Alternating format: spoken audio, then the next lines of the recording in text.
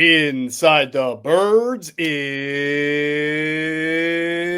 back. What's going on, everybody? It's Geoff, Mosher, and Adam Caplan. And for the second straight week, we got Andrew DiCecco, InsideTheBirds.com, the Daily DiCecco or DiCecco Daily Podcast host here with us because, fellas, it's time to say goodbye to football for a little bit. The Eagles had their final minicamp on Tuesday, their mandatory minicamp. Adam, you were there. My friend Andrew, you were there. You've been all three. So it's a good time for all of us to collaborate, give our observations, and then send our great listeners off because they're going to miss football for a little bit until the Eagles come back in training camp. Now, we'll fill them in with great content. Right here is the wrap-up of minicamp /OTA. It's kind of a joke that, by the way, it's called a minicamp. It's a practice. There's nothing there. John DiFilippo told me this because he kind of got on my case about it. I said, John, well, what's the difference between OTA, the mandatory camp, and OTAs? He goes, nothing. Literally nothing. Nada. And he barked at me when I said, well, wait a minute. Well, what about for the players? He goes, I know it's their last practice because, it doesn't matter. Like, if all of a sudden they're going to start trying harder, like, where the hell were they doing before that? I was like, okay, all right. I just asked. He got all mad at me. He's like, he's fun. But he understood why I asked that because we wouldn't know that. That's why I asked him. Right. But he goes, no, it is your last practice, but you're planning. That's all. Yeah, it became semantics, I think, like a couple years back when you had minicamp. They were all called minicamps back then, but then there were the voluntary ones and the mandatory ones, and it feels like they came up with the organized team activity when the last CBA was redone to really stress the fact that you don't have to be there. It's just an organized team activity compared to the mandatory minicamp. But like you just guys said, it's all the same thing. I mean, there's really not much of a difference. So the joke I've always said, Adam, when someone asks me what's the difference between OTA and minicamp, I say a lot more letters. Minicamp, one word. Team activity. Andrew, Andrew, you've been there. You know what this looks like. Yeah, you've got to know the number of these younger players. It's like we'll I know we'll get started with offense. We don't just observe here. We give you notes and we go inside of what the stuff really means. For a guy like Danny Gray, and you've outlined him in fact, you talked to Danny before he was drafted. To me, every rep counts for this young kid, and they have plenty of backup spots open at receiver. You know that. Yeah, these camps matter to players on the roster fringe, Adam. You know that. Geoff, you know that as well. And for someone like Danny Gray, who I think for maximizing his opportunity, he's looked really crisp in running routes, and that's really what we have to go off of. Tanner McKee, that's been his go-to receiver, and he's finding the soft spots, and he's coming up with tougher catches. He's caught a flurry of passes all three of the practices that were media attended, and he's going to have a decent shot at making it. But to Adam's point, every rep counts for players like that.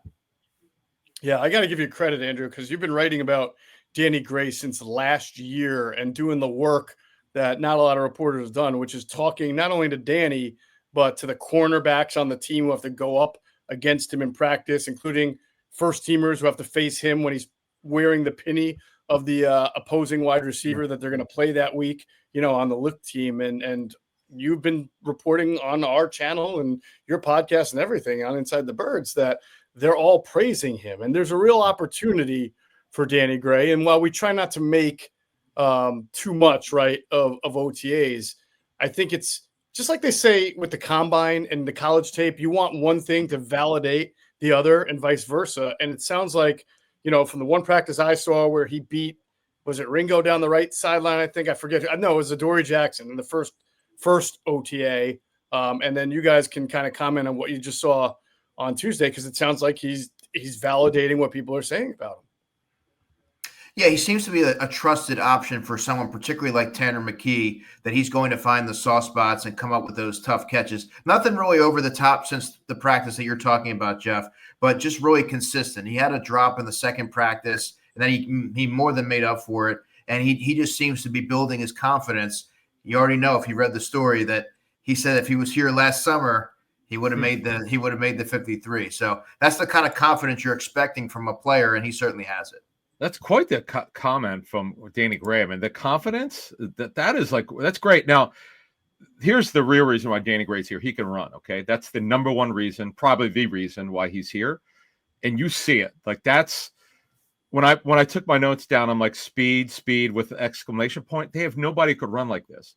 And we'll get to some of the other positions. Andrew and I exchanged some notes after practice, kind of morphing. What is this? Okay, you have information. What does it really mean?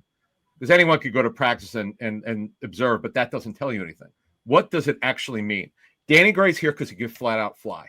Okay, They don't have anyone like that. He may only play 10% of the snaps, but maybe he makes 2 major plays, Andrew. That's why he's here. Because he may have to play at some or return. He could return kicks, I think. Yeah, you're 100% right. There's value there because the Eagles don't have a lot of optionality in terms of kick returners. Avery Williams was sidelined again today with an undisclosed injury, and Anais Smith is not a kick returner. Kenny Gainwell's no longer there. Will Shipley's primed for a larger role. So the options are pretty limited, and the more you can do, you give yourself a better chance. And that fifth receiver spot is largely up for grabs. Anais Smith, Danny Gray, Terrace Marshall. Yeah. I think Adam, you guys are hitting the hammer on the head with the speed. They don't have a guy who runs a 4.33. Was it, Andrew? 4.33. Exactly. 4.33. Yeah, they don't have that, and there's always room for that. Let's face it. Sometimes I mention this name and people cringe, but he did play an important role when he was with the Eagles, even though small. But Quez Watkins had speed like nobody else on that team, and he was able to parlay that into a role. Now, it didn't manifest enough to make him more of a complete receiver to stick around, but they went to the Super Bowl that year. He had an opportunity to make a big catch. He didn't. So the point I'm making is that kind of speed is never overlooked. And if Danny Gray can take that over into training camp and continue to beat guys one-on-one, he's going to give himself and be versatile. He'll give himself a really good shot to make the 53. Let's talk about the quarterback. The first OTA that Andrew and I were at, the first one all together, Kyle McCord didn't get any reps at all. And DTR, Dorian Thompson-Robinson, got of just a few, if I recall, of the third string reps. That obviously changed. It sounds like Kyle McCord has got a couple more. He got a couple, yeah. And then on Tuesday, got a couple more. So I'll start with you guys since I haven't seen him. But I kind of feel like I know what you guys are both going to say. Andrew, when you look at this competition here and you watch DTR command the offense and Kyle McCord command the offense, how different does it look? Yeah, me and Adam were exchanging notes on this, and it was very apparent. There's significant drop-off between Kyle McCord and DTR. They throw the ball with different types of velocity, different touch, and I thought for McCord, and opportunities were limited, he fit the ball into tight windows, particularly in the second practice. I want to say, who was it? Maybe it was Kylan Granson that he threaded the needle to, but I think it's important to note that there is a discrepancy between the two. It looks to me that Kyle McCord is the better quarterback, and I think that once you get to training camp and opportunities are limited, that's where you're going to see the Eagles try to, dole those reps out to Kyle McCord.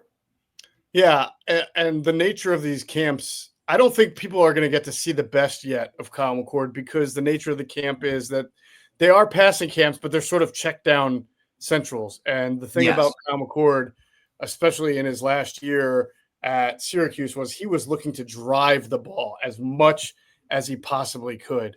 And you don't get to see that opportunity to drive the ball as much in the OTAs and minicamps because that's not the structure. So, Adam, I was saying McCord, he's a guy who in college impressed NFL people because he wanted to drive the ball. He wanted to go deep. That's not necessarily the nature of what we see a lot in the camp. So I think the best of what we'll see from Kyle McCord will be at camp when you can really let it loose. Yeah. So what happened in Tuesday's practice was that, and the entire off seasons are passing camps. This is not like training camps, completely different. This is AA baseball, folks. This is just very light, no physical play, routes on air, which means guys are not being covered a lot. There's a lot of individual drills, but when they're being covered, it's very light. So I don't read into much of this, but Kyle McCord's a gunslinger. This is what the guy wants to do. It's a battle for the number 3. There's no battle for number 2. There's no matter what's been out there. I don't know where there was some stuff out there in March, like there's going to be a battle between DTR. Like what if, I don't know where this started. Again, like you guys are rolling your eyes. Tanner McKee, why do you think they traded Kenny Pickett? It's over. Tanner McKee's the 2. There's no competition for it. Now, long term, though, McKee's got this year and next year. McCord could be the future, too. That's where it's at with Kyle McCord. Like Howie's always thinking ahead. Now, McCord's not the biggest guy in the world. He's not going to wow you with arm strength. He's a timing and rhythm type passer. Mm-hmm. This is the type of guy that I know Sirianni and their staff likes. And we'll see. DTR has got to improve the accuracy. That's the thing with him. The processing was the knock on him in Cleveland. They didn't want him. They were looking to move him.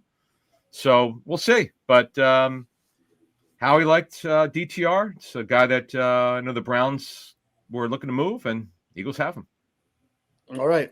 Not much to say about Jalen Hurts. I mean, he's the man of the offense, and at the practice I was at, the ball did not hit the ground very much, as you would expect in these passing camps, and I imagine that continued throughout the last two ones.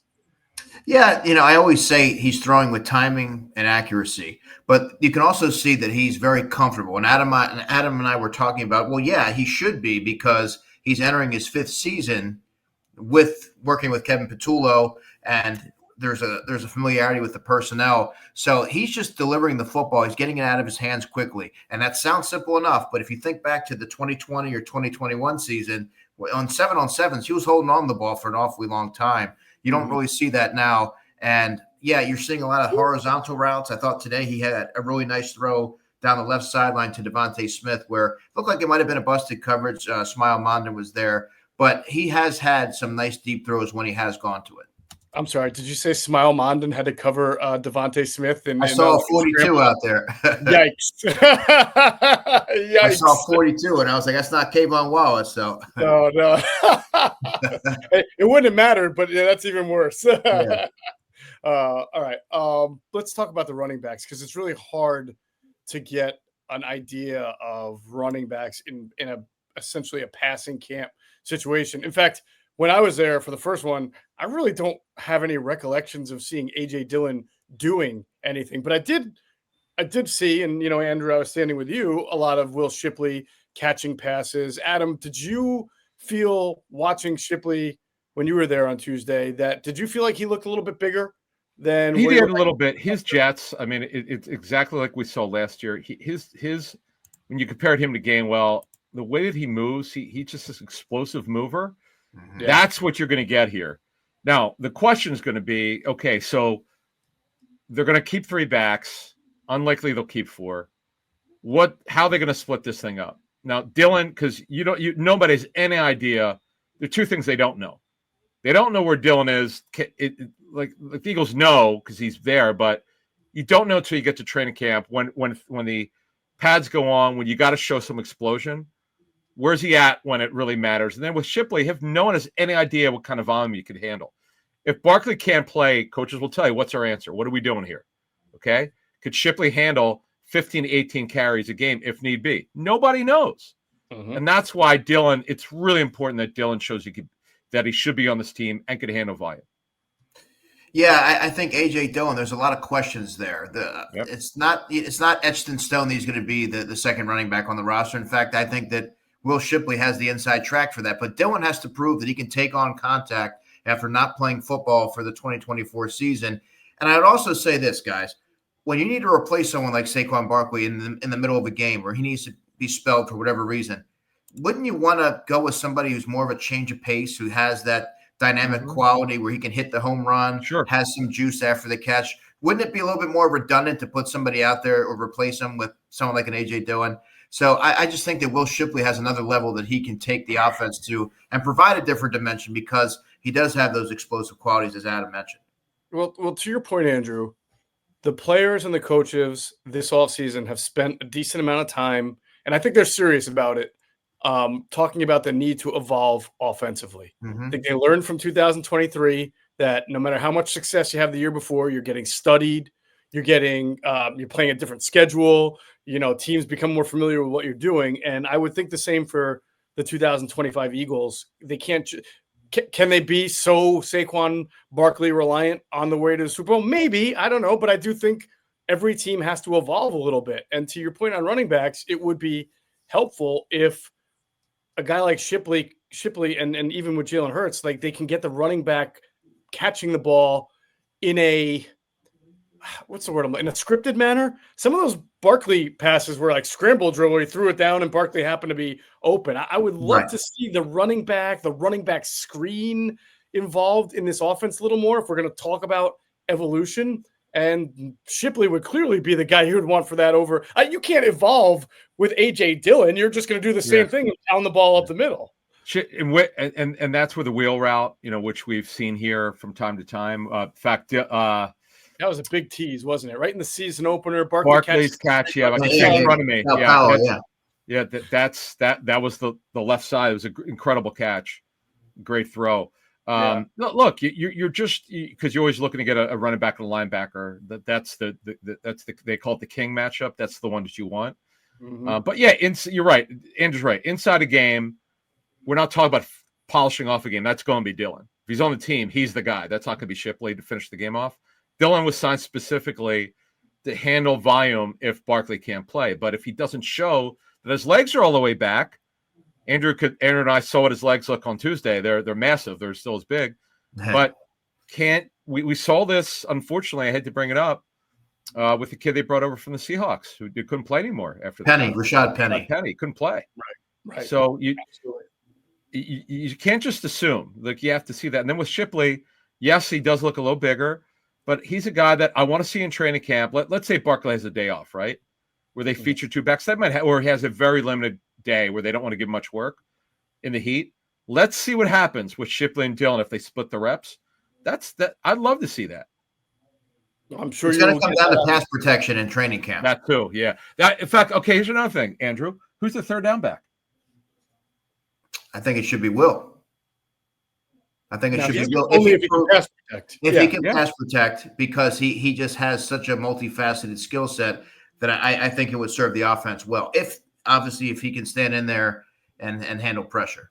Hey, let me ask you, have you ever, because you talked to him and you did that great rookie diary with him, is there anything, have you ever talked to him, is there any similarity in being the personal protector for the punter where you're being asked to protect him behind you and you have oncoming rushers in special teams?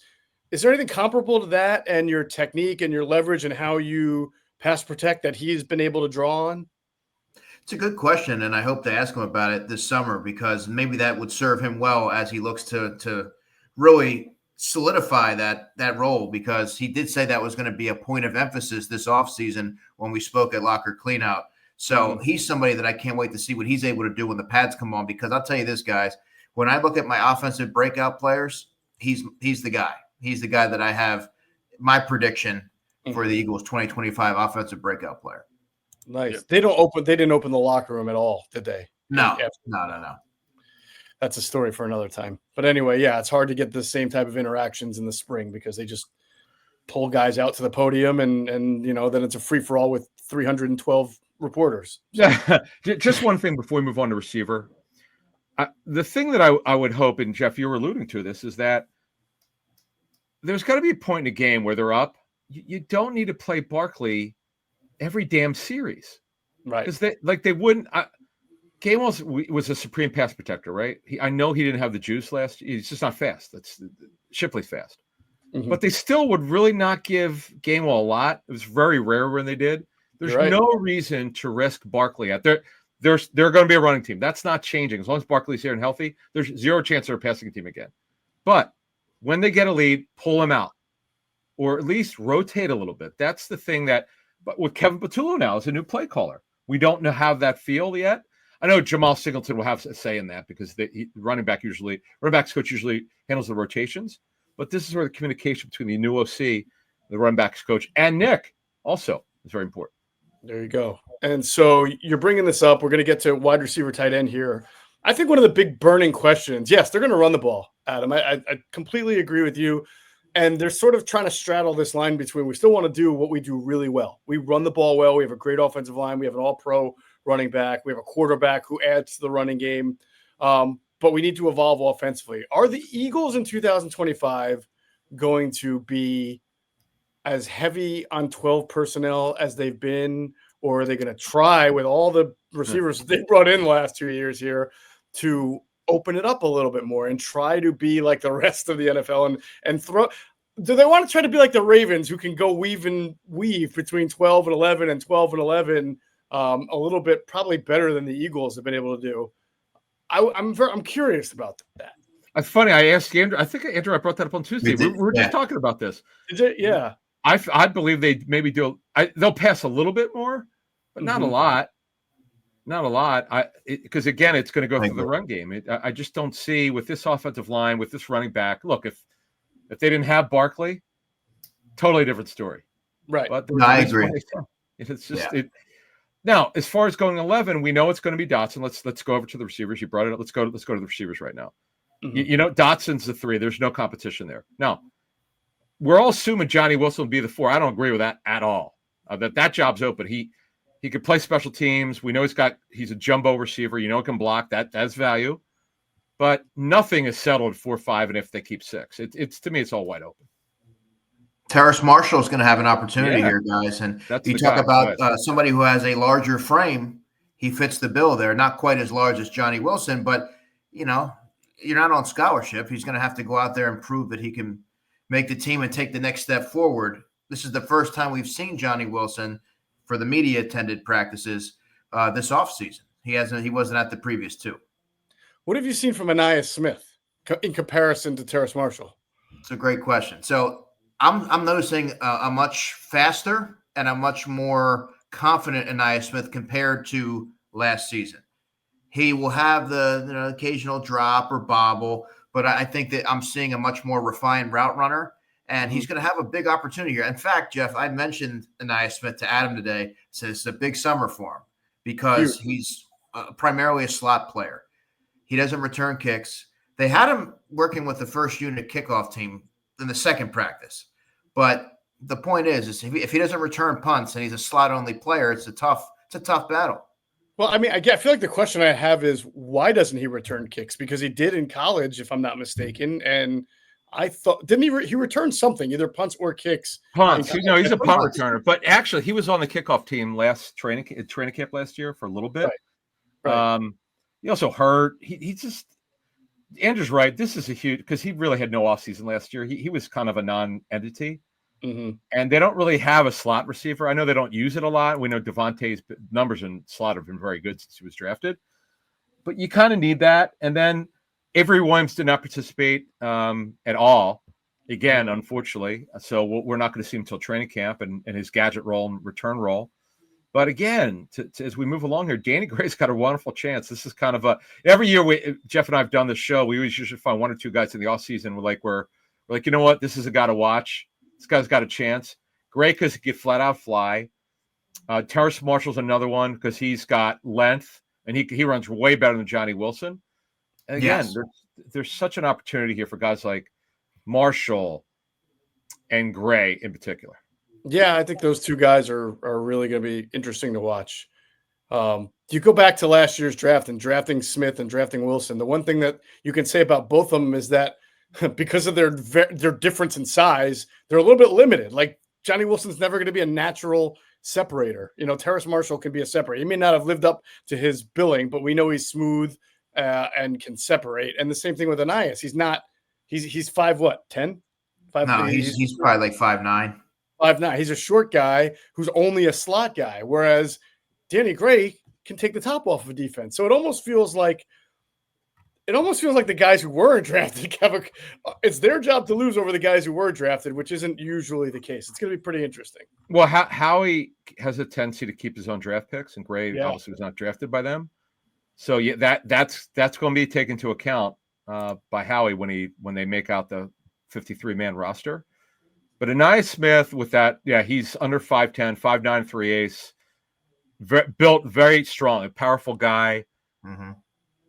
Get him in a little bit of space there, and he's also a gadget player. That's what some of the stuff he did at Texas A&M. Interesting player. The guys that we talked to Geoff and scouting around the league really like this player, but because he had no offseason last year, essentially he was so far behind. You know, it's funny. VicFangio has talked about it. You learn more about this about when players are behind. Man, coaches like out of sight, out of mind. Unfortunately, so it's got a lot. It's got a lot of ground to make up. Yeah, I like Ainias quite a bit. I've gotten a chance to talk to him a few different times last season. Really positive mindset. When it didn't work out for him in the summer, he got hurt, didn't have a good camp. He bounced back, and he started to become – the light started to come on for him a little bit.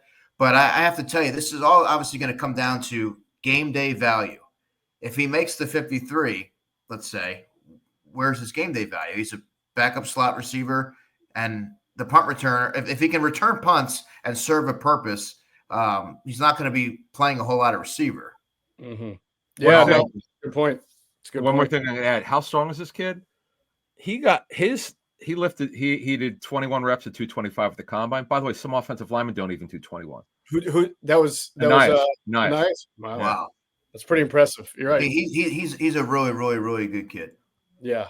All right. Something to watch. I think with the offensive line, the only real thing worth having this discussion about is that right guard. And Andrew, do you remember last year in OTAs, for the ones you were able to watch, did Steen get all of the first team reps over Becton at OTAs? I can't remember that far back. I feel like he got the majority, but maybe not all. Right, because he's doing it again. He's getting all of the reps. But the weird thing is, isn't Kenyon Green sort of running with the third team? Or is he bouncing between the second and the third? You were right the first time. He was working with the third team today. Oh, he was working with the second team, though. It's worth noting the second practice and the first. Yeah, because when I was there, he was working with the second team. So he has bounced around. But the last one where everybody reports, he gets to the third. Here's the key. He's not getting work with the ones. That's the point where we thought this almost reminds me of 2 years ago when it was over before it started. They handed Juergens the job before training camp. Yep. Steen never competed for the right guard job against Juergens. Of course, then the next year, Juergens moved back to center. So that's not good. So now I'm not saying that's going to happen now, but it's not good. They're going to give Green a chance, you would think, because they traded for him, but it's not a lock. He's got some ground to make up here. There's a reason why the Texans didn't want him. Let's be honest about it. Was he at left guard on Thursday or right guard? I think right. Yep. Okay. That's what I saw. All right, because the first two practices he was on the left side, if I'm not mistaken. So they wasn't traded. Yeah, that's true. But my point was they were playing Matt Pryor at second right guard for him. So today was Keegan, second team left guard. Yeah, interesting. You know what? It's if you're Tyler Steen, you go away for the next few weeks and you lock yourself in a bubble. You don't twist an ankle. You don't pull a hammy. You do everything you can to not get hurt, because that's the only way he lost. That's how he lost it last year, I should say. And that would really be a detriment to him this year. But I think this is a different story this year around, Andrew. I mean, I feel like this is not Mekhi Becton coming in chasing him. This is a guy who needs a lot of work in Kenyon Green. It's year 3. I mean, I was just going to say with Steen, just real quick, with Steen, it's year 3 now. Like he's let's go. The clock's running, man. This is the year they got to know. And to be honest with you, I thought he did a solid job when pressed into service mid-game. That's never an easy thing. Right. I thought the Saints game was probably his best showing, but he's able to take – I think he played over 300 snaps last year. He's able to probably use that as a springboard moving forward. And this is his third year at Stoutland University. This is, as Adam said, this is the time. It's a golden opportunity, and he's going to have to seize it. And I believe that he will. All right, let's transition over to the defense. We'll start up the defensive line. Adam, with the whole team there, all the veterans and everything, what struck you? What were your kind of first observations on the D-line?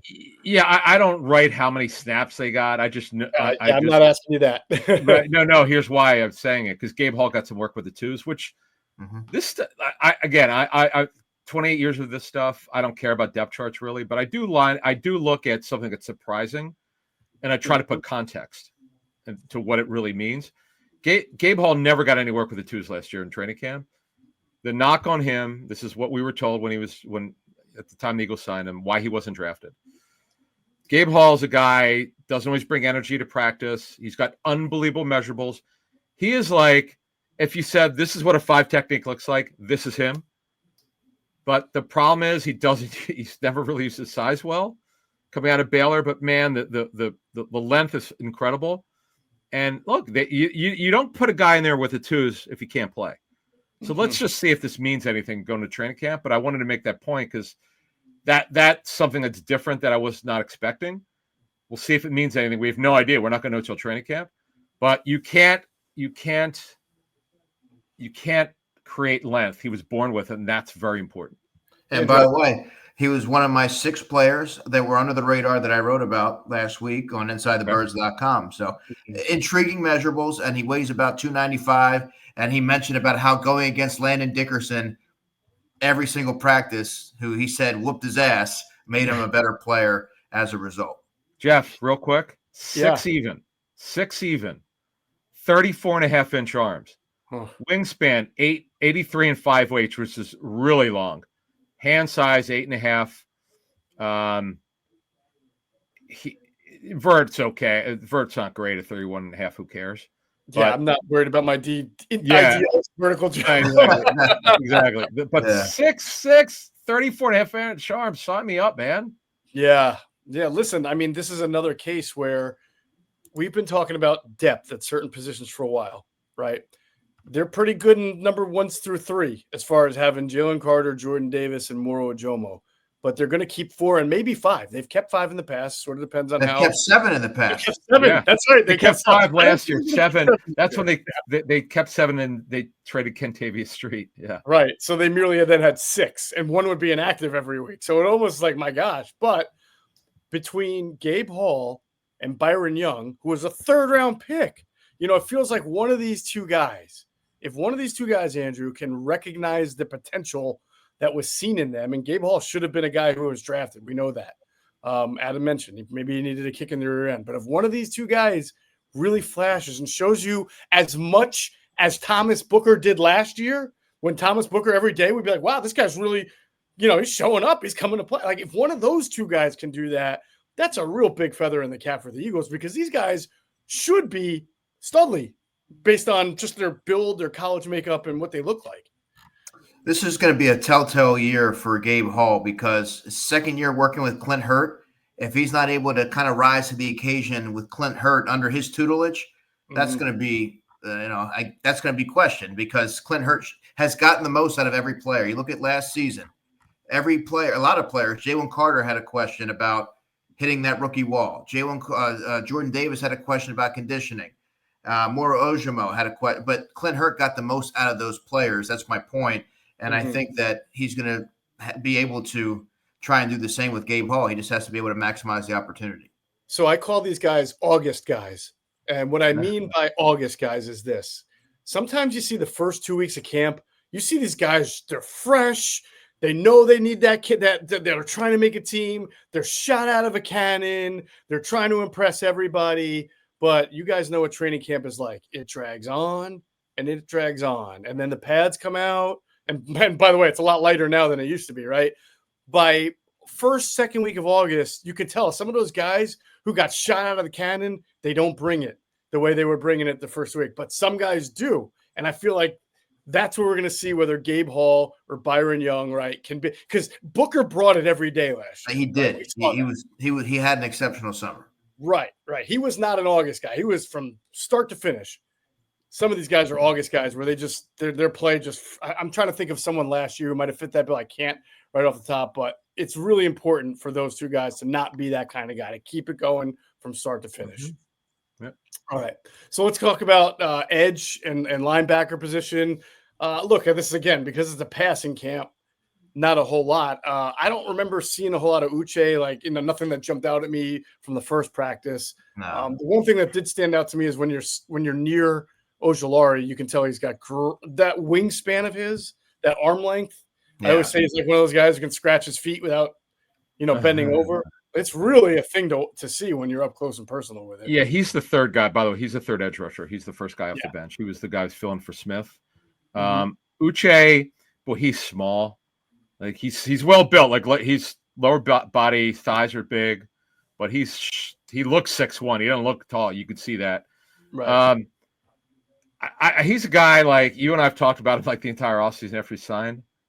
And Greg Cosell said there's something still there. There's something. What did he say? There's something there. Like he got all lit up about there's it. something in there, like inside that he guy. Got fired up. There's something in there. I was like, okay.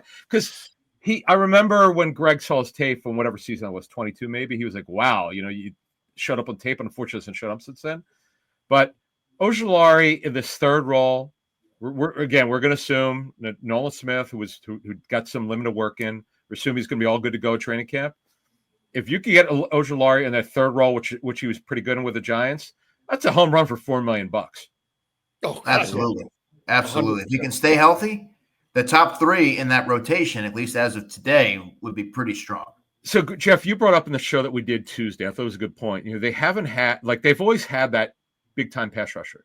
Yes. Or they had a guy like BG, if it wasn't working, put him in. Right. That's the role Ojulari's playing. If it's not working with one of the other two kids, Jalen Hunt, who we love, but if it ain't working, he's a developmental player that is no longer a developmental player. He's going to be starting, barring something unforeseen. If it's not working with him, Ojulari's the guy. And by the way, for what it's worth, I thought Jalen Hunt really flashed today in terms of just he was just active. He was in the backfield a lot, and we'll see how that correlates in this summer. But as of today, that was one of my notable takeaways. I kept writing down 58, disrupting a play. He sacked Jalen Hurts on a certain play. Like he's flowing to the football with urgency. Yeah. And the only downside to and it's great to have Ojulari for that role, but the guy has missed about 50% of the available games to play over the last 2 or 3 years. So it feels like if you ask him, unlike Brandon Graham, if you ask Ojulari to have to play 2, 3, 4 games in a row, you may not make it to game number 3 or 4. That's where Uche's got it, and he's got a lot of urgency because he's on a 1-year low-end deal. They do because Jihad Campbell can't practice; he's not cleared to do anything. But this is where a guy like Powell Ryland. Now we'll see what happens in training camp. This is where a guy like you're going to probably see this when there are days when they're not going to practice Nolan Smith or Hunt very much or Ojulari very much. Maybe Powell Ryland gets some work with the twos. We'll see what happens when we get to training camp. Do you think that might happen, Adam? I feel like those guys haven't yet earned the whole you're a veteran. Well, no, but again, here's my point though. The top 4 spots, barring something unforeseen, are taken. Right. We know Patrick Johnson's mainly a special teams player. I know every once in a while he actually I saw him get 1 rep with the ones. We know what he is.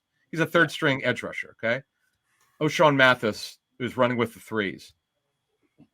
The chances are Patrick Johnson will never line up with defense, right? He's just a special teams player. It's what he's been since he was drafted by the Eagles at 21. Mm-hmm. And he moved to the Giants. They knew him there. There were a couple of Eagles people who worked for the Giants, so now he's back. But Powell Ryland's a draftee. We know he's got a lot of upside in terms of the number of sacks that he got and pressures he got the last 2 years. I know he's raw. I know he's got needs time. But when you're a 3rd-team edge rusher, you move up to the 2nd if somebody needs a breather. Usually, or maybe if 2 guys, who knows? But he's a guy we haven't really talked a lot about because everybody knows about the numbers. It's a guy that I'm interested to see what I know why he dropped the 6. We gave folks the answers to that already for weeks, but I want to see was the league right about this guy that he's too small, he's not explosive, he just took advantage of his opportunity, or is he better than it being a 6th-round pick? I think we're going to find out. I think we're going to find out pretty early. Because VicFangio will put the player in those positions. And like we saw with Bryce Huff, if it doesn't work, you're not going to see him out there very much. Oh, there you go. Right. That could be, hey, I didn't think of it that way, but Andrew brought it up. If Uche looks like that, see ya, puts the next guy in. Not going to see you too much. It'll be I don't think this is going to be like the Devin White thing where you get to be 1st team all the way through the end of camp and then you get taken out. They're too established for that now. I mean, if he's not producing, he's just not going to. Well, but White lost his job. To be honest with you, it wasn't just when the media was there. He lost it when they weren't there. Correct. He got benched 2 weeks before the media just didn't know about it. I do want to mention this with Josh Uche's contract and how low it is. Let me find it. I know I have it here somewhere. My notes here. So he signed a 1-year deal for $1.92 million. So less than $2 million. No, $1.25 million of his fully guaranteed at signing. So what? He's on a prove-it deal, folks. That's what that is. 100%. All right. When you look at the inside linebacker situation, Andrew, where are you? Are you at red alert yet? Or it's very lean. It's razor thin right now, especially with obviously Jihad Campbell not being on the practice field until sometime in August. The Kobe Dean, you outlined it, Geoff. The timeline is very lengthy. That's a tough injury. The timetable's long on that. Beyond that, though, we know they like Trotter Jr. Mm-hmm. There's questions after that. Dallas Gant, Lance Dixon. I mean, they almost have to add somebody at some point because I just don't know. Just to get through practices, you need to have another body there, in my opinion. Or 2. Yeah, because you need to have 6. You got to have a 1st, 2nd, or 3rd team. Yeah. It's one thing if Campbell happened to be ready, which he's not going to be. So right now, Andrew, what do they have 5 who are healthy? Yeah, let's see. Today was Mondon and Trotter Jr. with the first team because Bond didn't practice. He was on the sideline watching. So that's 3 right there. And then Dallas Gant is 4. Lance right? Dixon, the undrafted free agent. Lance Dixon, That's 5. it. That counts. 5. That's 5. That's you it. need more. You need more. And Lance Dan Dixon, Silver, Lance Dixon, I'll say this, he's got size, but you're talking about an undrafted free agent. Look, TJ Edwards is an incredible story, really. And Howie's done a good job, and his staff, of finding these gems. And this is a school that Nick obviously knows. But Andrew said it, they're literally paper thin. You got to have 6, so obviously they're going to add somebody. But it's also another situation, kind of like at Edge. They don't need to add anyone who's going to come and start. We're talking about guys getting minimal playing time, right? Right. Is Nick Morrow available? He's around. Oh, you stole my joke. somewhere.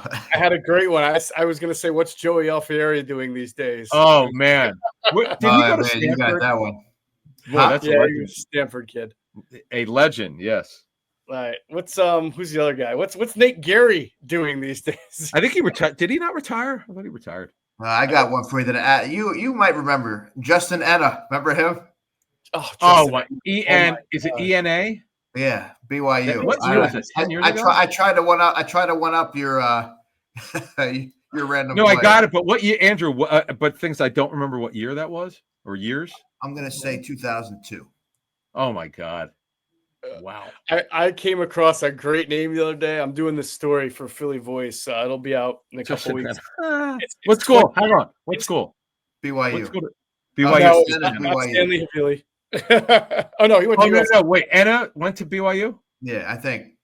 And Stanley Havili, right? Went to Andy's favorite school. He went to USC. Now that I think about it. But I came across a name you guys are going to love.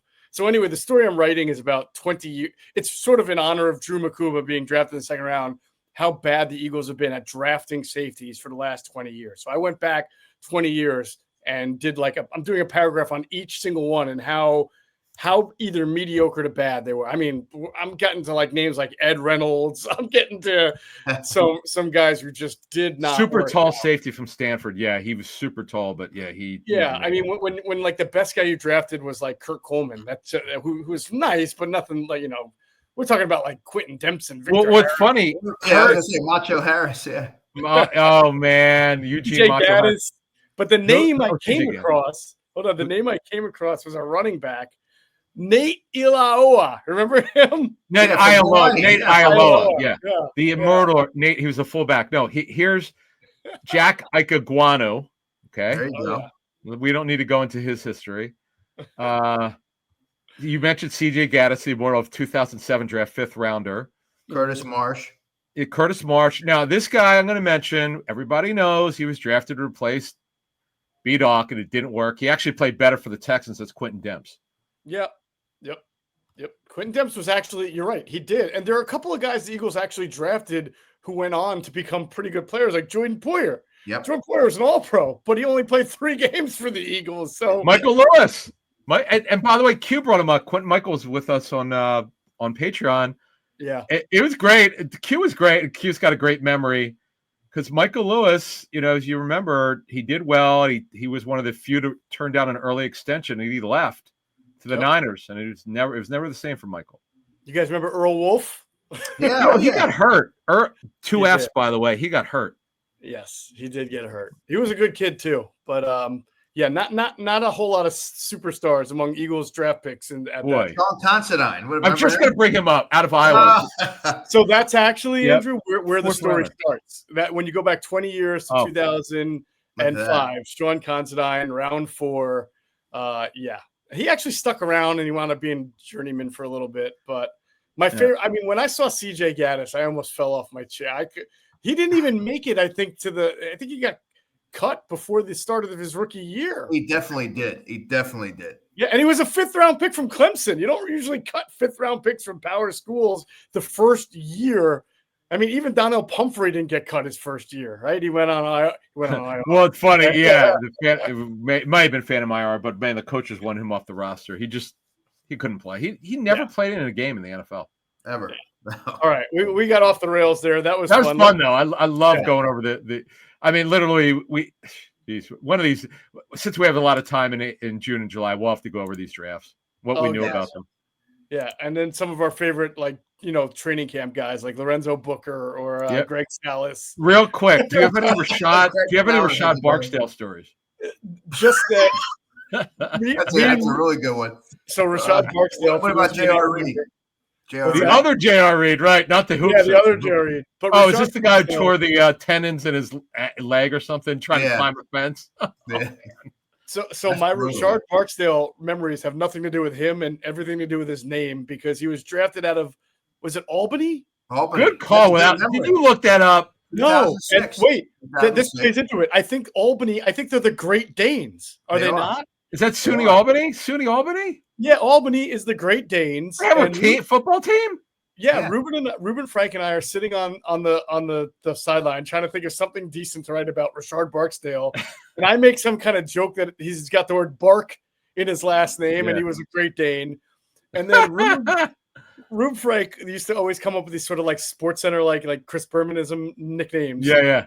And he looks at me and goes, "How about Rashad last train to Barksdale?" And the Barksdale, right? I don't know if Andrew's old enough to know that song, right? Very good. Yeah, song by the Monkeys. All right, we're doing this. Okay, so the next time we have Andrew on, because we've done OTAs, we're gonna go over, and I'm gonna quiz you guys over what I know about their drafts in the late '90s.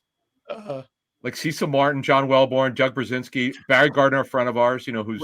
What about Damon Moore? Remember him? He was the safety out of Iowa. We're not going to get into his situation. No. He was Ohio State. Ohio State, right? But there was he was a great situation. Okay, I wasn't aware. of that. And then how about one more for you? I totally guess who? Do you hear what Q brought up? Norman Lejeune. How about that call? He brought it up. Yeah, because that was the guy he had to compete against, Andrew, for a job. The most Cajun last name ever, Lejeune.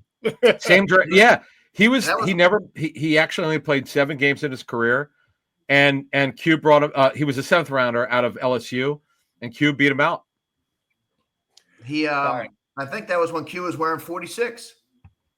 He wore 46 before 27. How the hell did you know that? I have an encyclopedia brain, Adam. You should know that by now.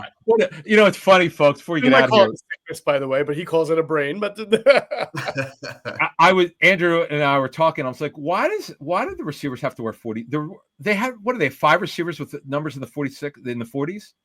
Yeah, Terrace Marshall needs an upgrade for 46. It's so annoying, Geoff. It's why are they wearing long snapper numbers? It's ridiculous. Yeah, it's crazy. Yeah. Hey, just to finish off that Barksdale story, when Rube said Rashard last train to Barksdale, I laughed so hard I started rolling around on the ground, probably unprofessionally. And then I could not interview him for at least a week and a half because I couldn't stand in front of him without internally cracking up. I couldn't get a question out because all I could think of is the monkey singing "Last Train to Barksdale." That's a great song, by the way.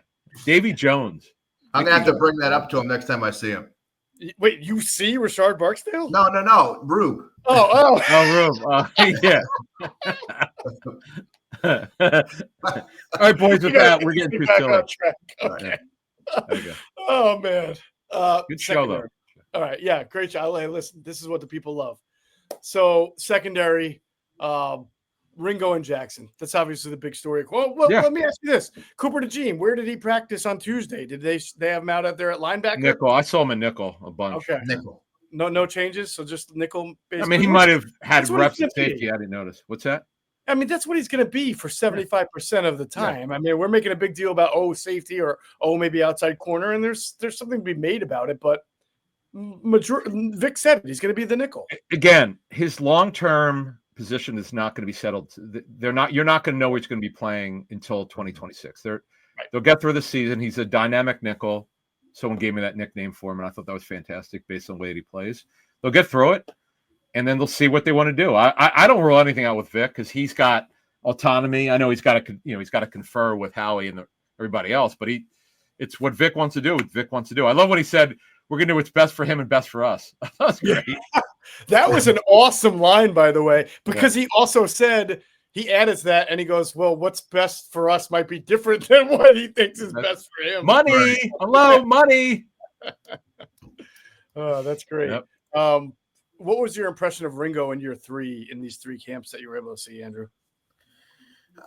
A little bit. I mean, he's physical. He has good size. He had a couple pass breakups today. I still think he's a little handsy. Mm-hmm. And I don't know how he's going to fare when the pads come on. And I mean, they guard him. I mean, they officiated pretty close last summer, and he was flagged an awful lot. He was. So if he doesn't have a refined technique, which I think he will, because Christian Parker, and we talk about all the coaches all the time, they should have worked that out. But if he's not, that's going to be a problem. Geoff, his length, like, I'll just take Andrew's point a little bit longer. Mm-hmm. When you see him, you go, my God, that's exactly what you want in size. 6'1 3/4, 205 to 210. His arm length is fine. It's above average for a defensive back. Hands aren't real big, but the guy's straight line speed. Let's not forget.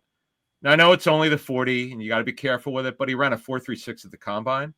Mm-hmm. Everybody knows he's got great straight line speed. It's everything else, right? With his game, hands, transitioning, the stiffness, can't really get rid of it. I think Geoff and I must have spoken to the same people before the draft and after the draft. They said the same thing to us. When you and I exchanged notes, you said stiffness. Yep. I said, yep, I got that. We cross-checked. Yep. If you can't transition and match, carry, deliver, which is the Fangio system, not every zone is the same, and obviously Vic's is different from other zones. Even the Fangio disciples don't run everything exactly the same, but the match, carry, deliver is pretty much universal the way that they do it. If you can't transition, you can't transition. It's something that we saw when Isaiah Rodgers beat him out quickly. That was part of it. He got beat in training camp. Right. So we'll see. If you guys remember, Vic said so. I think Vic really does, whether intentionally or not, give you more insight into what we're already thinking or what's going on. Because when he was asked about Ringo, Andrew, this really jumped out at me. He said he needs to learn football by getting more reps. And when I don't think that was just coach, but he's got to learn football. I think to your point on being handsy, I think that was Vic's way of saying you're a tall physical corner and you're not fluid in your hips. That's okay. Plenty of guys who are that build, Greg Cosell tells us, aren't as fluid because they're bigger and physical. But you've got James Bradbury, good example. But you've got to be able to overcome that with intelligence, and you've got to be able to overcome that with leverage and the physical part of the game that doesn't involve keeping your hands on a player's jersey. Right? You have to know what you are and what you aren't. And I feel like that's what Vic was trying to say when he has to learn football, because he's been so you're handsy because you're beat or that's your last line of defense when you're not using your head and you're not, the game is still fast for you. It needs to slow down for him. So he was an OTA standout last summer, and then eventually, obviously, they traded off with Isaiah Rodgers, and then you saw the technique breakdown, which you outlined, Geoff. Mm-hmm. You can't be handsy. This is year 3, and you're working with premier coaches and Roy Anderson, the cornerbacks coach, and Christian Parker. So this is a golden opportunity for him, and he has to seize it. And he's going to be challenged by Adoree Jackson. They were very clear. This is an actual legitimate competition, and it's going to probably have to go all the way through the summer the way that's looking. But interestingly enough, Geoff, Keeley did talk about improving his technique, and something that's what he's been honing in on entering year 3. Yeah, well, I mean everybody's got that one thing, right? And that for him, we talk about Will Shipley. It's got to be pass protection if you want to get in there and play that role. And for Keeley to beat out Adoree, it's got to be improved technique. Certainly a good athlete, and you like the size on the perimeter. Oh, by the way, Jackson is really small. I just want to mention that he's just over 5'10". He looks small comparatively to Ringo, especially. Right. But he can run. Jackson could always run. He's a smooth mover, though. You could see that right off the bat. He is. Yeah. All right, safety. On the last day, what did the rotations look like? How much was Andrew Makuba in there? I think they were just doing mixing and matching. I saw a lot of Sidney Brown and Reed Blankenship today. Okay, so that's kind of the way. And Tristan McCollum worked in too. Yeah. And by the way, I read nothing into this. This is typical of offseason. They roll guys in. It's a competition. Makuba's going to win it unless he just doesn't know what he's doing. He's going to win it. Mhm. Brown, it doesn't have the versatility you look for. It's a problem. He's not a post player. He's limited. That's the problem. Is he's limited what you could ask Brown to do. He did definitely look like he was working earlier in the ones than Makuba did, but it's June. It's not late July, early August. Exactly. And that's why you never want to make too much out of it. Yeah. There's a lot of mixing and matching that's going on. The true test will be in about 6 weeks when they get out there for training camp. Geoff, remember when Mitchell real quick was running with the fours? Like they actually had a fourth group and fans were going out of their minds because the reporters put it out there. Like, oh, I guess he's not going to start. Yeah. It means absolutely nothing. Don't worry. Nickel, by the way. He was nickel and fourth outside corner. He actually played dime linebacker. Yeah, he was. Come on. Yes, that's right. Relax. All right, great stuff. I will go down memory lane with the Eagles with you guys. We're doing this. We're doing it the next couple weeks. We have to. What's that? We have to. It's going to be a lot of fun. Oh yeah, no, and I got some great stuff, and there's stuff that I know Geoff was closer to players than I was back in the day, but there's some stuff in the guy's background, some college. You go, oh wow, he really did that, or he played that position, or this is the way they saw it and it didn't work out. You can go through a number of corners and safeties, which is why you brought up safeties that just did not work out. Yeah, no, it was fun. All right, that is going to do it for this episode of Inside the Birds, the leading podcast in Eagles Intel. A big thanks to you, Andrew DiCecco, for hopping on with us. For Andrew and Adam, I'm Geoff Mosher. Thanks for flying with us inside the Birds.